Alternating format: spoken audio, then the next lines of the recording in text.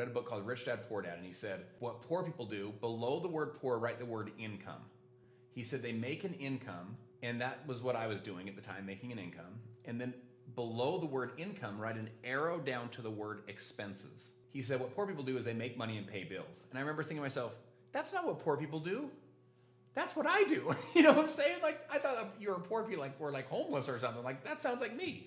You know, I make money and pay bills. Can any of us relate to that? Like, we make money and we pay the expenses. I don't know. It's just kind of what we do our whole life. You know, we drive to work and back home and we make enough money to pay the expenses. It said the word rich and it was underlined. And I remember thinking to myself, I like this page more already. You know, I'm 21, 22 years old and I like the rich page.